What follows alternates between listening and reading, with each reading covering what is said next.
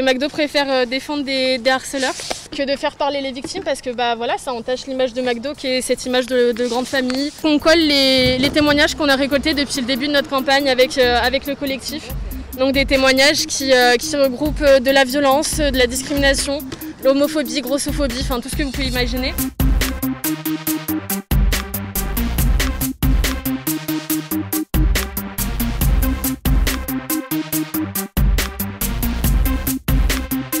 Ils sont très forts pour imposer une taille de burger, une taille de steak chez leurs franchisés. Par contre, pour organiser des choses concrètes, des cellules de lutte contre les discriminations, il n'y a personne. Pour protéger les agresseurs, il y a du monde par contre. McDo nie toujours, McDo ne veut toujours pas entendre qu'il y a des problèmes. Alors on vient aujourd'hui déposer les 114 témoignages qu'on a recueillis jusqu'à aujourd'hui.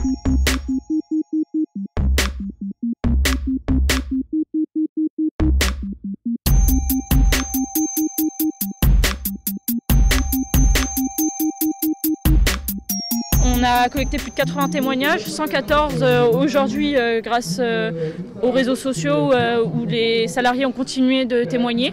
Et on s'est rendu compte qu'effectivement on n'était pas les seuls, puisqu'on était plusieurs à avoir subi ou à avoir été agressés ou à avoir été témoins d'agression ou de harcèlement.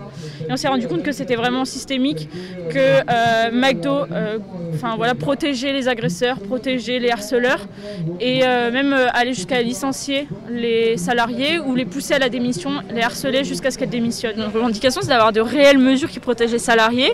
Donc on a une liste de revendications qu'on leur a transmises d'ailleurs, comme une cellule d'écoute et de lutte contre les discriminations, des référents qui soient présents dans les McDonald's pour pouvoir échanger avec les victimes lorsqu'elles sont victimes justement, des personnes qui soient formées, un personnel, une direction qui soit formée sur les questions de discrimination pour au mieux accueillir la parole et pouvoir prendre des mesures adaptées, des sanctions adaptées. C'est très difficile de s'organiser collectivement à McDo du fait de ses conditions de travail, des nombreux mi-temps, des temps partiels, etc.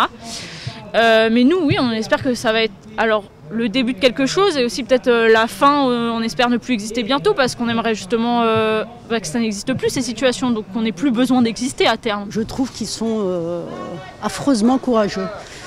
Parce que il y a eu énormément de témoignages via l'article de Mediapart, mais c'est un tiers, c'est rien par rapport à ce qui se passe vraiment dans les restaurants.